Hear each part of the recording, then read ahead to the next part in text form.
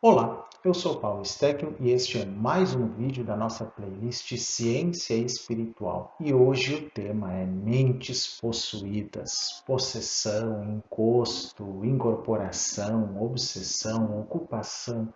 O que é tudo isso? É só coisa da nossa cabeça ou existe algum grau de realidade em tudo isso? Vamos conferir?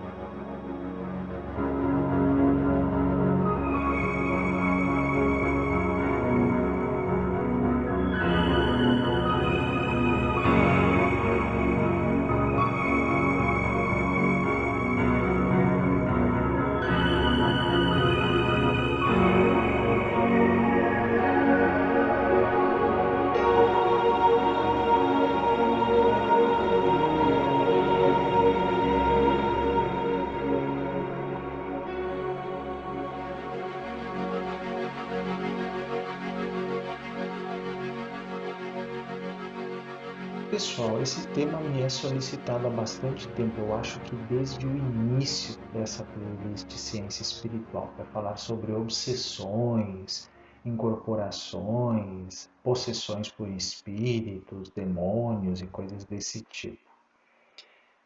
No vídeo sobre magia eu acabei não falando sobre isso, mas agora então nós vamos tratar especificamente deste tema.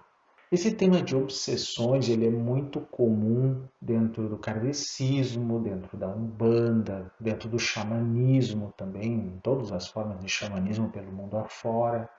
Mais modernamente dentro de uma técnica chamada apometria, que mistura coisas do kardecismo com coisas da umbanda e algumas coisas de teosofia também. Então é um tema bastante comum em certos grupos. Mas aí a grande pergunta é: a mente pode ser possuída ou tomada por algum espírito trevoso, ou como dizem os umbandistas, um quiumba, o egum, ou então, segundo dizem até os teosofistas, uma forma pensamento negativa, ou alguns cabalistas, uma larva astral, ou coisas desse tipo?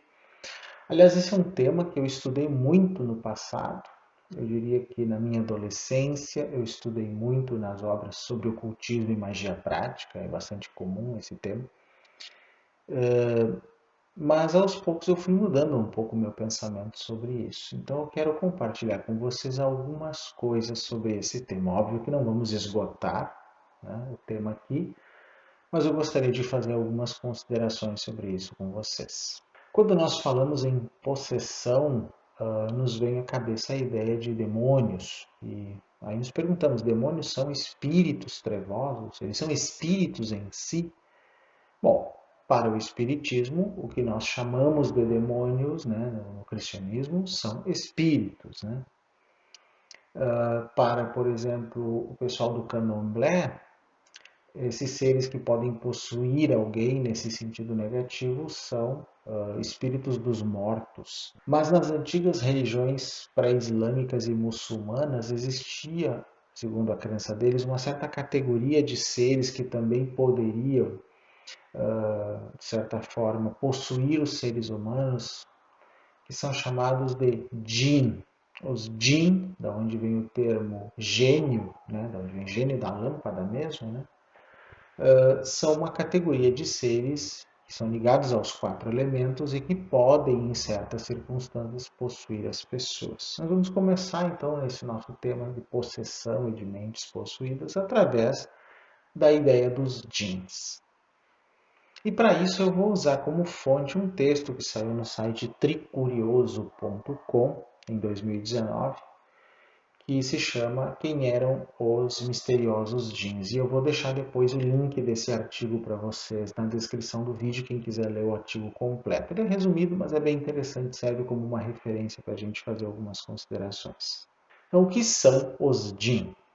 Bom, segundo então as religiões pré-islâmicas e muçulmanas, eles são o que conhecemos como gênios, e são uma forma de entidade que estão entre os mundos angelical e o mundo humano. Então eles não são necessariamente anjos e não são necessariamente seres humanos. Eu diria que é um paralelo muito pouco falado, inclusive, dentro da Cabala, que são os chamados Shedim. Shedim é o plural de Shed, que é um tipo de espírito que corresponderia ao Jinn, na verdade. Alguns dentro da Kimbanda, né, até fazem relações desses Shed com os tais Exus da Kimbanda, e aí teria relação com esses Jinn também. Claro que isso é meramente especulativo, gente, né? Porque na realidade, se a gente for falar em mitologia universal, muitas dessas visões elas se assemelham, né? Quem estudou Joseph Campbell, por exemplo, ou Mircea Eliade, que é um dos que eu gosto mais, consegue perceber que essas relações existem ao longo da história e das culturas, por mais diferentes que sejam, existem símbolos e arquétipos muito parecidos, né, que só mudam os nomes, mas os conceitos são muito próximos. Então, a gente até pode considerar isso. Embora sejam descritos como seres protetores e virtuosos, os Jinn podem ser completamente do bem ou completamente do mal, ou seja, isso varia bastante. Os muçulmanos acreditam que os Jinn exercem uma grande influência no destino de alguém ou de algum lugar. Nos países de língua portuguesa, essas criaturas ficaram conhecidas então como gênios, por conta da tradução francesa do conto As Mil e Uma Noites, que foi empregado então ali o termo gênio, que é para designar esses seres. Né? Tanto que, num famoso livro cabalístico chamado A Ciência Cabalística, escrito por Lenin, que qualquer ocultista que se preze já leu, né? Eu inclusive já li muito esse livro, ele traz uma tabela dos 72 gênios da Cabala, que na verdade seriam os anjos, né? Então, mas usa o termo gênio porque veio pelo francês esse texto do Lenin. E ali existe então essa correlação de que eles podem ser tanto do bem quanto do mal. Tanto que ali se fala em gênio contrário, né? Quem conhece o ocultismo sabe que existe lá uma tabelinha que você calcula o seu gênio, por exemplo, Yezalel, que é um dos meus, né, pela tabela. Mas ele tem tanto o seu lado positivo quanto o seu lado negativo, chamado quando a pessoa está vibrando no gênio contrário. Tem muita gente que calcula isso. E eu tenho um livro, inclusive, chamado Deuses e Demônios, né, que fala exatamente sobre isso e até tem essa tabela. Aliás, daqui a uns vídeos eu vou começar a fazer comentários dos meus próprios livros, e aí vocês vão poder ter alguma ideia de algumas coisas que aparecem neles. Né? Um deles será exatamente sobre deuses e demônios, e é uma pesquisa muito ampla que eu fiz em toda a Bíblia e em outras fontes sobre os anjos, inclusive falando sobre esse tema. Mas continuando em relação aos Jinn, essas criaturas eram ocultas do plano físico, mas ainda assim conseguiam se materializar e mudar sua forma física. Então, segundo as tradições. Né? Após a criação de Adão, os Jinns se recusaram a se curvar perante a nova criação e, por conta disso, foram expulsos do paraíso. Iblis foi atirado juntamente com eles e se tornou o que nas religiões cristãs entendemos como sendo Satanás. Então, alguns paralelos aí, né? E existem vários tipos de jeans, mas basicamente eles são divididos em 4 categorias relacionadas aos 4 elementos da natureza. Então seriam, por exemplo, o jin do ar, que geralmente são bem cansados e não têm muito ânimo para realizar as suas atividades. Então são esses, né, os jin do ar, os que podem ser presos por um feiticeiro experiente em um anel, garrafas ou até mesmo em lâmpadas, que é de onde vem a ideia do gênio da lâmpada, ou djinn da lâmpada, né? Na verdade.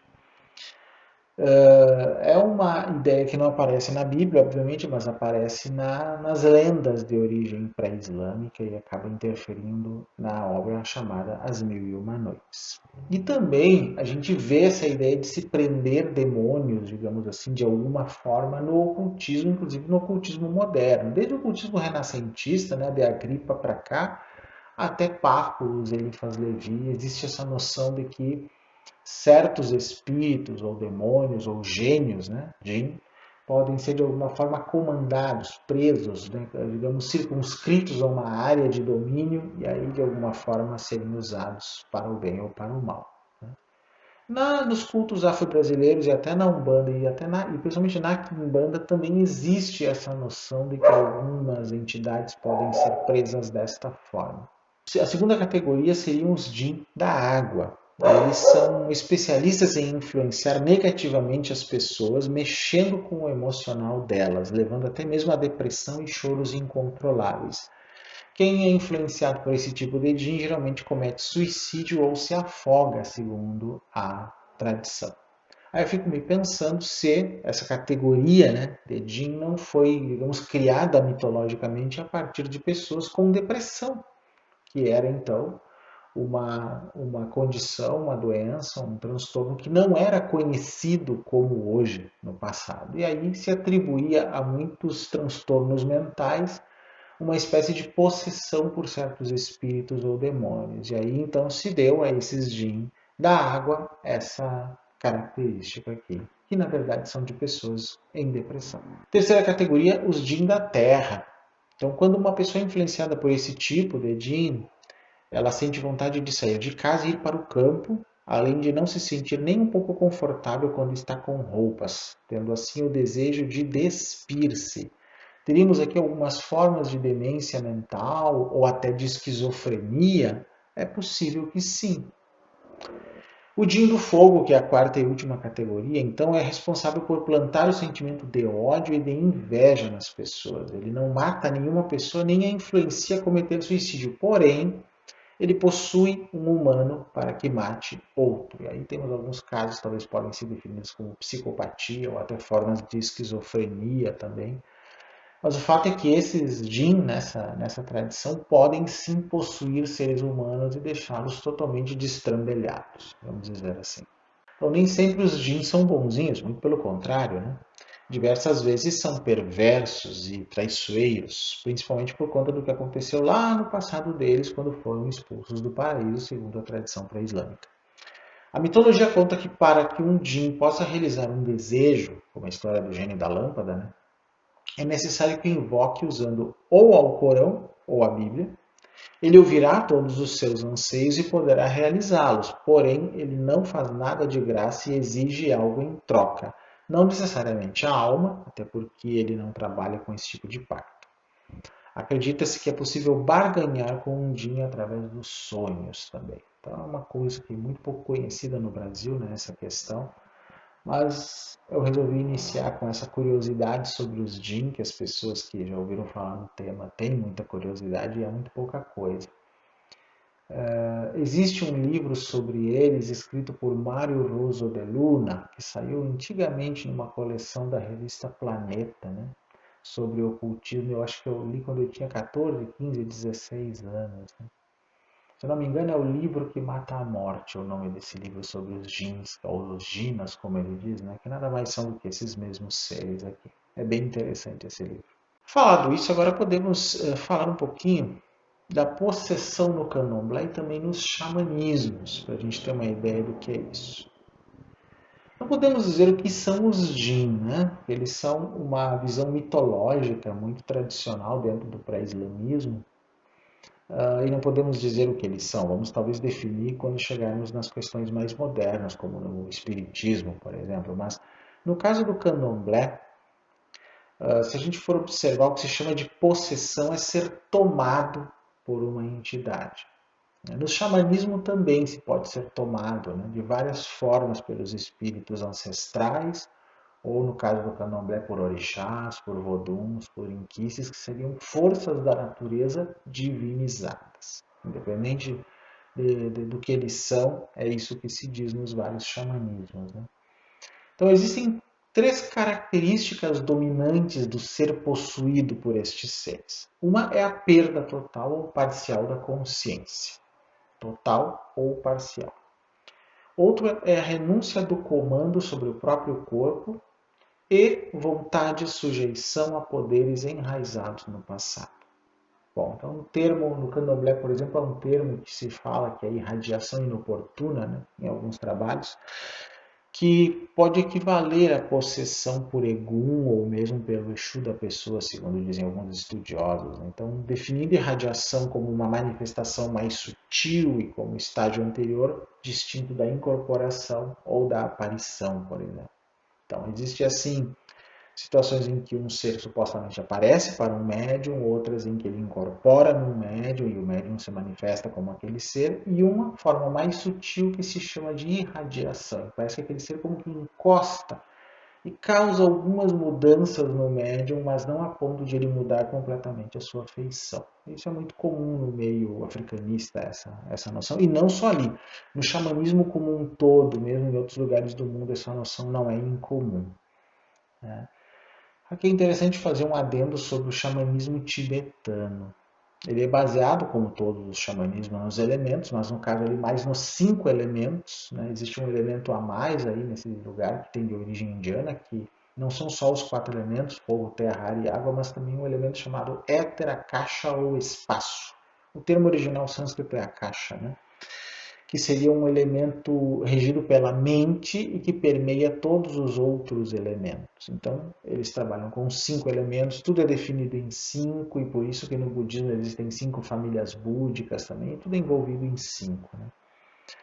E nesse xamanismo tibetano, que é muito antigo mesmo, se acredita em espíritos das águas, regentes das montanhas, de certos lugares, espíritos nagas, que seriam lás, né, como se diz em tibetano, espíritos que vivem em águas, né, profundas ou não, e que podem possuir, digamos, seres humanos e até causar doenças. E não é muito incomum isso no Tibete pré-budista, exorcismos para eliminar certas doenças que se diziam ser causadas por espíritos, por lás, né? Ou por devas, se fosse em sânscrito, entre outras coisas.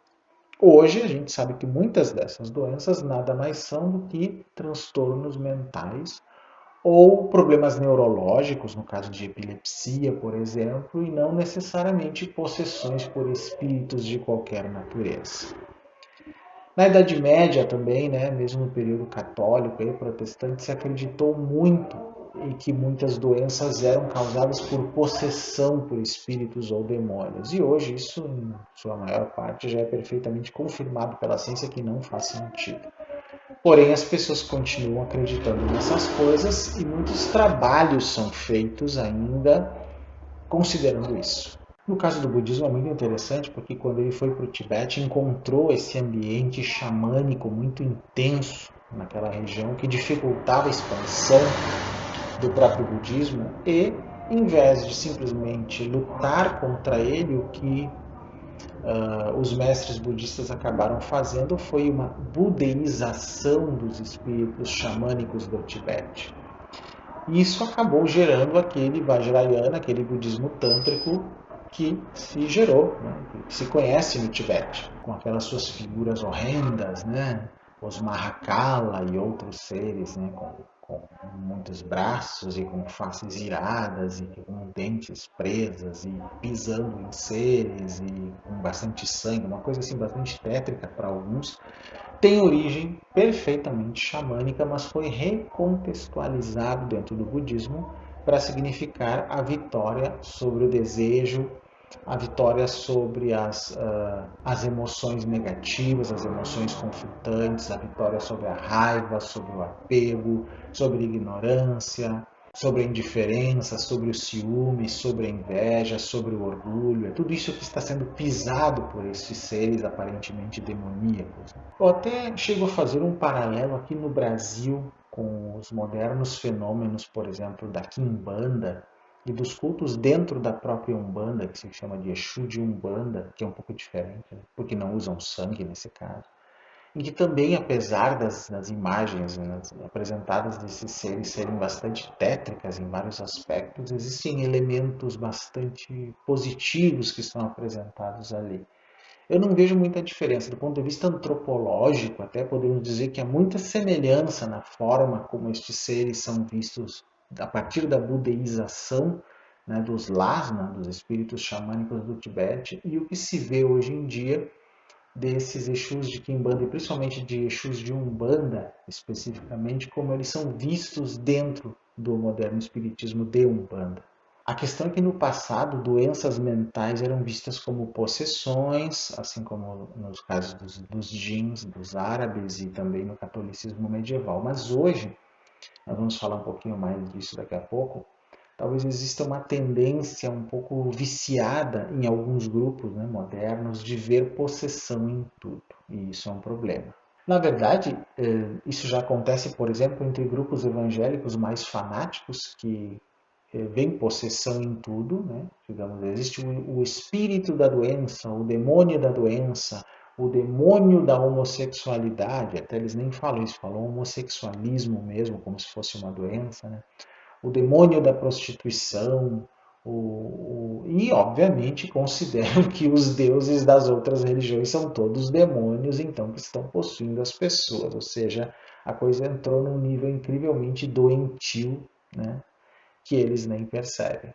O fato é que, independente da realidade de tudo isso, e nós vamos falar disso mais no final, nós não podemos simplesmente ficar atribuindo possessões, demônios e espíritos a tudo, gente. Isso é um absurdo.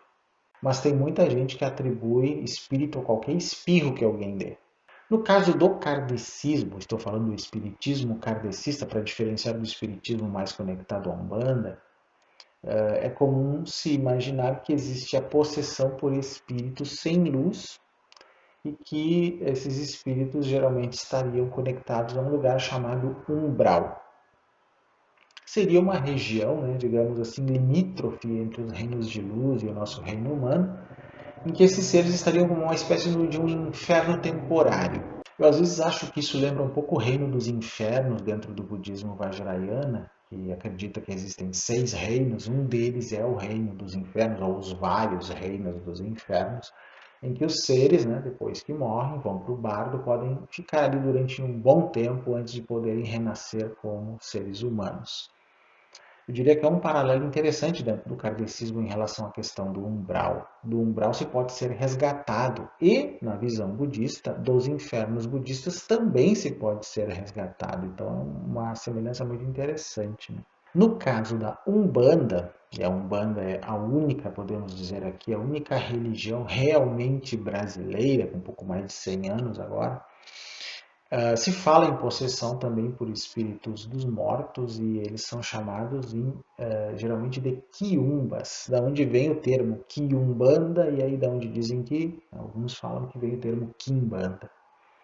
Mas na verdade não é bem assim, né? Porque nós temos que diferenciar o Exu de Umbanda do Exu de Quimbanda e dos Quiumba, que seriam então, nessa visão deles, espíritos muito atrasados, que não tem nada a ver com os tais Exus, e que são inclusive controlados, né, ou até afastados pelos Exus mais iluminados ou mais evoluídos dentro da Quimbanda. De qualquer forma, ali se acredita muito que estes espíritos, né, esses quiumbas, eles podem possuir as pessoas dependendo de certas condições, que podem ser desde certos comportamentos negativos das pessoas até certos tipos de lugares frequentados inadvertidamente pelas pessoas ou sem um determinado respeito, como por exemplo ir ao cemitério, né? Claro que às vezes eu vejo que algumas pessoas nesses grupos acabam tendo um medo muito irracional de que qualquer coisa vai pegar um quiumba. Não é assim que as coisas funcionam, gente. Acho que não deve se ter dessa forma, né? O fato é que, independente da tradição, né, os nomes que se dão a esses seres que podem possuir são muito variados. Então, como eu disse, podem ser demônios, podem ser os djinns, podem ser espíritos, podem ser eguns, podem ser quiumbas, podem ser vários outros nomes que se dá, né? Mamos, como se diz no Tibete também. Vários tipos de seres, os nagas podem possuir também, que são seres que vivem nas águas, na tradição tibetana. Então, vários tipos de seres que vão desde espíritos dos mortos a certos tipos de elementais, que é onde mais se inserem, por exemplo, esses espíritos tibetanos, podem de alguma forma interferir na vida humana e na mente humana, principalmente. Então, aí a questão é, o que é possuído por esse tipo de ser, independente da tradição, é a mente. E nesse caso, eles como que mediunizam a pessoa, né? Independente da tradição, é isso que acontece mesmo. e aí as pessoas começam a agir de um modo irracional, irrefletido, caótico, errático, e aí ao longo da história são consideradas malucas, né, dementes, e aí passam por vários tipos de problemas. Na Idade Média, essas pessoas muitas vezes iam parar na fogueira, inclusive. Né? Hoje em dia, existe uma técnica chamada apometria, que na verdade mescla coisas do kardecismo com coisas da Umbanda, alguma coisa até do Candomblé e até coisas da teosofia, porque tem conceitos de chakras e outras coisas mais, que na verdade é uma técnica em si, não é uma religião, como é o caso da Umbanda e outras, né? Mas ela é uma técnica baseada nelas, na Umbanda e no Espiritismo e outras, que pretende, digamos, tecnicamente afastar esses seres ou espíritos que possuem as pessoas.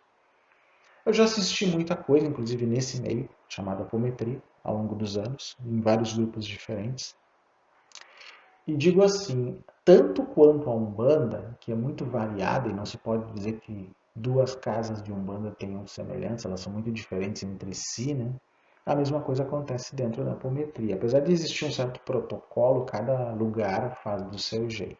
Aliás, isso tem sido um certo problema hoje em dia em certos grupos espirituais, terapêuticos também, em que cada um faz do jeito que bem entende. E uma justificativa muitas vezes mais intuitiva e emocional do que racional para certas técnicas que são usadas.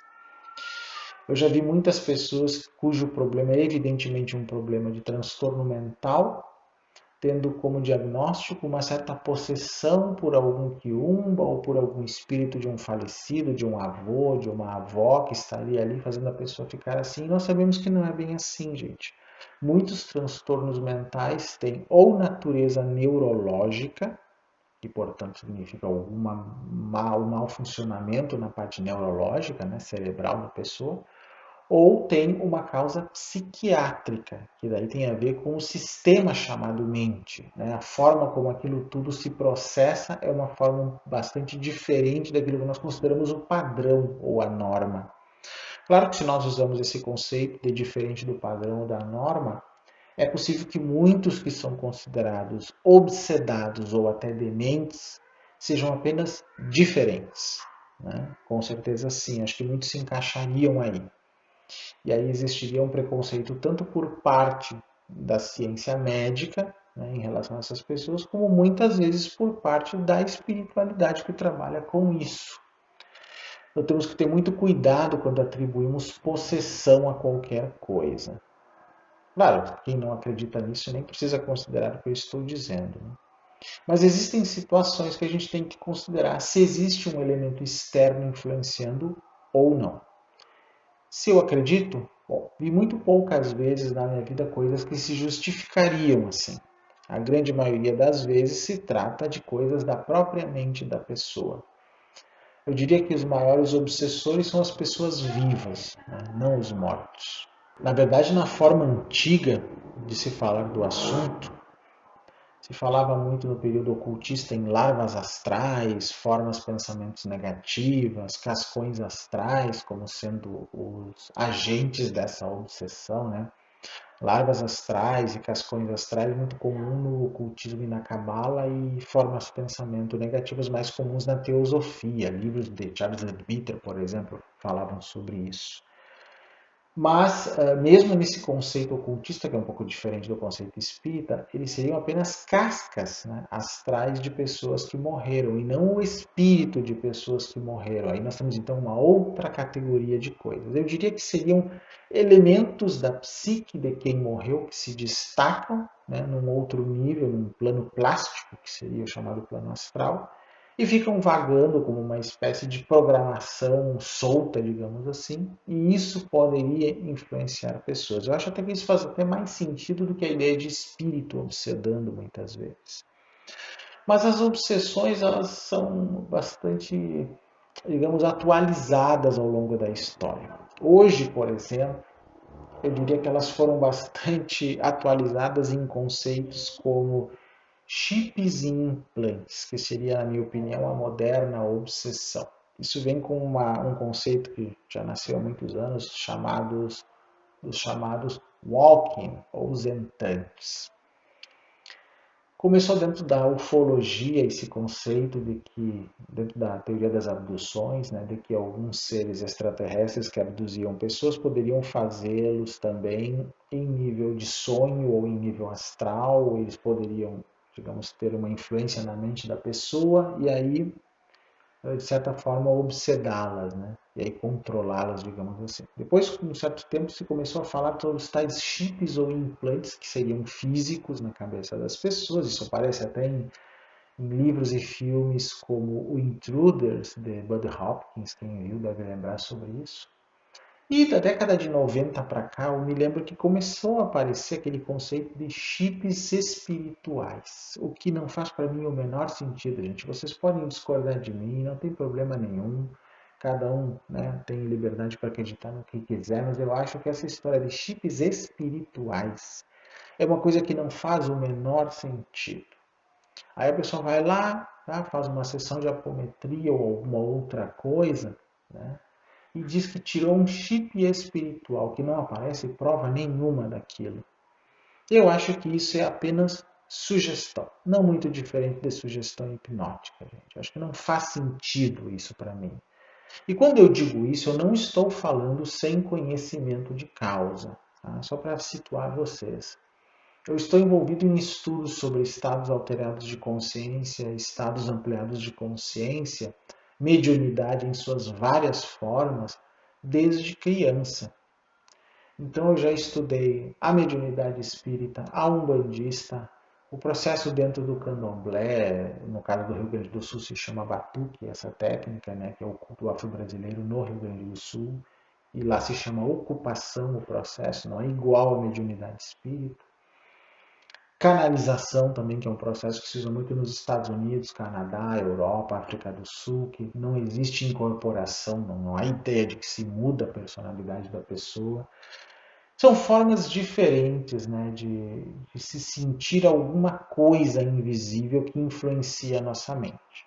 Bom, aí vocês podem perguntar, mas você não acredita que alguma coisa pode influenciar a nossa mente? Aí eu vou dizer, sim, eu acredito plenamente que sim, né, que nós temos capacidade de contatar não só aspectos da mente cósmica, aspectos de uma consciência mais profunda, como realmente consciências outras que não nós mesmos, que são invisíveis, que vivem em outros planos, em planos paralelos, em universos paralelos, em vários níveis de linhas de tempo, para quem entende o que eu quero dizer com isso. Isso tudo eu acho perfeitamente possível, né? Nós podemos, inclusive, estar contatando sem perceber seres de outras civilizações, de outros mundos ou planos paralelos que são incrivelmente avançados. Tão avançados que não possuem corpos físicos, são processos energéticos e que, por serem assim tão diferentes de nós e terem uma perspectiva tão diferente da existência, isso nos parece algo espiritual ou fantasmagórico ou coisa assim. Então, acredito sim que isso é possível. Isto, inclusive, explicaria os casos que eu considere talvez verídicos, de que tem alguma coisa realmente acontecendo com aquela pessoa. Porém, não significa necessariamente que isto seja algo ruim. Pode ser apenas produto do medo causado na pessoa pelo desconhecimento daquele processo. O problema é que eu vejo muita gente despreparada fazendo o diagnóstico dessas coisas em grupos em geral, espirituais que trabalham com mediunidades, e isso não resolve o problema das pessoas, só agrava o problema delas. Principalmente quando o problema é um transtorno mental, por exemplo, ou se é algum quadro neurológico, como eu falei antes, né, o exemplo da epilepsia ou algumas outras formas. Então isso é realmente uma coisa bastante preocupante. E aí nós perguntamos em si, a possessão existe? Eu digo, depende. O que existe são mentes possuídas. Sejam possuídas pelos seus próprios medos, seus próprios enganos, suas próprias ilusões, mas basicamente pelos seus medos. E algumas parece que conseguem acessar alguns níveis de realidade muito além do que nós estamos acostumados. Por isso mesmo, esse medo gera nelas várias consequências. Mas isso não significa que nós estamos o tempo todo sendo atacados por espíritos dos mortos, por quiumba. Só passar na frente de um cemitério já leva uma legião de espíritos. Gente, Isso não faz sentido nenhum, me desculpem. Eu já estudei muito isso ao longo da minha vida, desde minha adolescência, e digo assim que, na prática, não é isto que acontece. É muito raro esse tipo de coisa poder ser atribuída a alguém. Alguma coisa pode acontecer em alguns casos, sim. Mas, como eu digo, talvez sejam capacidades da mente humana, poderes ocultos, inclusive que algumas pessoas têm, às vezes, desde a infância, de captar algo além do plano físico. Alguma coisa que está num nível de consciência lá, de outra dimensão, digamos assim, e que por não conhecer e não conseguir interpretar aquilo que está sendo percebido, realmente fica com medo e a mente distorce o que está sendo percebido. O que eu quero dizer com isso? A nossa mente está acostumada, na maioria das vezes, a ver coisas do mundo comum, físico, que todo mundo aparentemente vê. Mas quando algumas pessoas têm percepções além disso, e a nossa sociedade não ensina sobre isso, a pessoa está despreparada. E ela também é amedrontada sobre isso, né? Desde criança. E é natural que toda essa percepção que se tem do outro lado, desde mais tenra idade, seja então, digamos, maculada, né? Contaminada por esse medo que as pessoas têm de ver alguma coisa. Acredito que isso não aconteça desta forma em sociedades xamânicas ou indígenas em que é comum já as pessoas da tribo saberem que há outros estados de consciência e de percepção e que algumas pessoas têm mais capacidades que outras de perceber isso. No caso das tribos, elas serão os xamãs, né? Os pajés, os curandeiros e assim por diante. Na nossa sociedade ocidental, materialista, isso já não é assim, né? Então, realmente, as pessoas acabam exorcizando esse medo com a ideia da possessão, que não é tão comum em sociedades em que as pessoas estão mais acostumadas a perceber o outro lado. Nessas sociedades, a possessão é um pouco mais rara, digamos assim. Mesmo no sistema tibetano, né, que também considera a ideia de possessão por espíritos da natureza. Então, possessão aí seria o quê? Seres invisíveis, psicoses, autoengano ou energias soltas como formas de pensamento. Bom, seres invisíveis, como eu digo, é possível do ponto de vista de universos paralelos, como eu falei. Psicoses, bastante comuns, sim, e elas não são diagnosticadas por pessoas que não estão acostumadas e então isso dá sérios problemas. Autoengano é quando a pessoa então começa com uma paranoia sobre espíritos negativos e ela começa a fugir disso e começa a criar na mente dela a ideia de que está sendo perseguida. E as formas pensamento, como eu disse, para quem acredita em plano astral, por exemplo, seriam então energias causadas pelo pensamento frequente em alguma coisa que mesmo depois que alguém morreu, adquire uma certa independência, essas energias. Elas têm um tempo limitado de sobrevivência, obviamente, mas enquanto isso, quando elas são captadas por um sensitivo, por exemplo, podem causar medo, dependendo do que, qual é o conteúdo dessas formas de pensamento, e isso trazer sérios problemas. Né? São coisas que os xamãs conseguem debelar. Eu diria que até funciona a pagelança, trabalhos xamânicos, até outros trabalhos nesse sentido, exatamente porque isso sensibiliza a mente humana a ponto de eliminar esse medo. Então, mesmo esses processos culturais, religiosos, de tradições, né, que estão dentro de uma roupagem, podem funcionar perfeitamente, sem nenhum problema. Mas eu diria que à medida que a espiritualidade moderna vai se desenvolvendo, né, e essa nova espiritualidade da qual eu falo muito nos vídeos e nos meus textos, muitas dessas noções antigas, né, de que nós somos, digamos, sempre atacados por seres trevosos, né, e isso é puro dualismo, vai sendo eliminado aos poucos. Antigamente, esses seres que nos atacavam, então, eram djinns, demônios, depois passaram a ser espíritos dos mortos, né, os espíritos dentro do espiritismo. Atualmente são seres extraterrestres que colocam chips e implantes espirituais, né, ou energias entrantes, ou coisas desse tipo. E isso é uma forma de amedrontar as pessoas. Eu diria que é essa energia que deve ser eliminada das nossas vidas, gente. Então temos que ter muito cuidado com esse tipo de prática que fica amedrontando vocês com espíritos, com demônios e com entrantes e ETs negativos o tempo todo. Teorias da conspiração sobre isso existem muitas. E está na hora da gente mudar isso, da gente começar a ter um pouco mais de discernimento sobre isso. A nossa mente é muito poderosa, tanto para o bem quanto para gerar essas autoilusões. Então vamos ter bastante cuidado nesse sentido.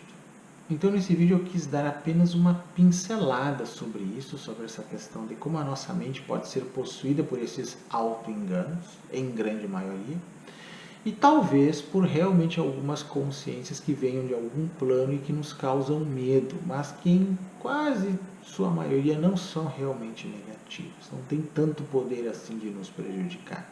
Nós vamos tratar dessas coisas um pouco mais em outros vídeos, mas acho que isso já deu uma pequena pincelada para vocês e principalmente trouxe o alerta de que nem todo espirro é obsessor, gente. Nem toda tosse é uma possessão por espírito, ou djinn, ou demônio, seja lá o que for. Não, gente, vamos parar com isso. Isso é pura mistificação. E quando eu dou essa opinião, não é uma opinião sem conhecimento. Eu já pesquisei isso durante muitos anos na minha vida, mais de 30 anos investigando isso, em vários casos, in loco. E digo para vocês que a maior parte deles se explicam por outras coisas, principalmente pelo medo que a própria pessoa tem de encarar a vida. Então, vamos encarar a vida para que a nossa mente seja finalmente liberta de todas essas possessões psicológicas. Espero que tenham gostado. Vocês podem curtir o vídeo, podem opinar, dizer o que vocês pensam, né, nos comentários sobre isso, se concordam, discordam, contar experiências de vocês sobre isso, inclusive, né? Se gostarem do vídeo, curtam, compartilhem, se inscrevam no canal, porque realmente precisamos desse apoio para continuar, né, com esse trabalho toda semana com um vídeo de um tema bem interessante. E na próxima semana nós vamos apresentar a terceira e última parte do e-book Ciência Espiritual em Busca de uma Nova Consciência, e nós vamos falar então sobre a consciência especificamente e por que ninguém sabe realmente o que é a consciência. Então esperem esse tema bem interessante para fechar esse e-book então que está disponível para vocês tanto no meu blog, o Steckel Blog, quanto pelo meu e-mail, psteckel@gmail.com. Então, aguardo vocês na próxima semana.